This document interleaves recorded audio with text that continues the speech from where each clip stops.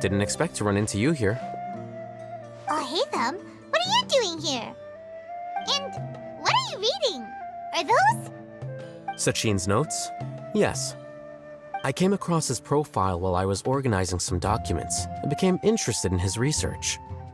If it wasn't for that, I never would have agreed to being a commentator.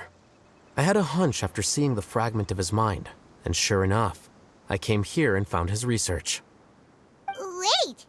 So, you've read it already? Are you alright? How do you feel? I think you may have misunderstood something.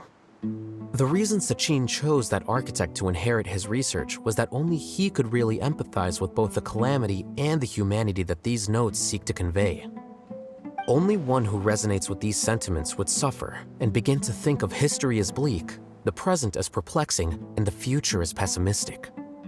Empathy is a double-edged sword. Clearly, I am not the same sort of person as Sachin was. Empaths have many friends, and their wide social circle comes with certain societal advantages. But this also makes it hard for them to achieve their goals. Why's that? All important things in life involve other people. As such, it's extremely difficult to live a life that causes no harm whatsoever to others. If you really want to achieve your goals, you have to be prepared to make enemies along the way. Not everyone can deal with that reality. And that reality is like the material here: objective, heavy, negative. But at the end of the day, for all these experiment results and conclusions, it's just one person's perspective, Sachin's. So, what are your thoughts now that you've read it? As a scholar, Sachin was without a doubt a genius. He laid the blame for the darkness in the world squarely on humanity, experimented extensively with reliable results, and drew logical conclusions. In that sense, one might say his views were correct. So, people are bad? And things can only ever get worse? All of that's true? That is not a question for me to answer. Someone else will arrive shortly. You can ask them instead. All I will say is that the world is not built on correctness alone. Sometimes, being correct means nothing at all. Lofty ideals may provide no defense at all against nihilism, but perhaps little decisions can. By their own choice, the idealist seeks to bring happiness to all while denying themselves the same. Thus, they shall never reach even the borders of truth until they wipe away the ignorance that blinds them. I've never been able to agree with certain philosophies. Even Sachin himself struggled to comprehend the notion of sacrificing oneself for the greater good. But sadly, all viewpoints will find their supporters, and the way we see the world largely decides our fates. All right then, I got what I came for. These research materials are yours to look after. I'll be off.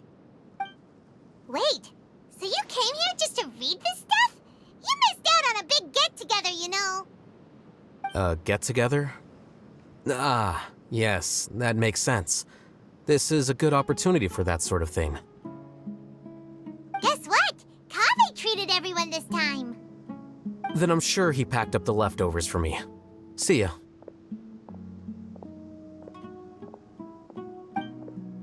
And there he goes.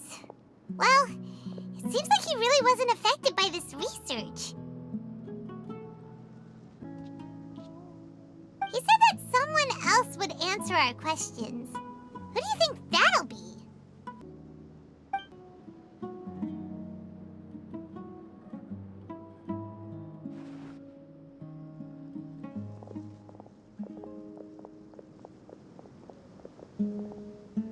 Traveler, Paimon, you're already here. Nahida! Oh, and Hatguy. Wait, so you asked him to take part in the championship? Yes, it was me. Are you surprised? Did you know that there was something wrong with the diadem from the start? And if so, why didn't you switch it out for another one? Because Sachin's research is not mistaken. He spent his entire life researching this topic, and these materials are a result of that. These are the crystallization of his wisdom. Yes, I was worried that the material might cause some disruption, but I didn't want to wipe away all his hard work searching for the truth. So instead, I had Hatguy here help me keep an eye on things. Seriously? I think you can stop calling me that now. Why? Don't you like it? Well, anyway, if Sachin's chosen successor hadn't been able to handle his research, or if it had brought pain to more people, he would have intervened at a suitable moment. And after all that, the person Sachin chose turned his nose up at his life's work. Pretty hilarious. I was also hoping that this could be an opportunity for you to learn how to interact with people normally. But it looks like that didn't work out. That wasn't necessary. I'm still paying you back for your help. And the last thing I need is more reasons to be indebted to you. Nahida, what did you mean by Sachin's research is not mistaken? Does that mean that you approve of his research? Put it this way instead.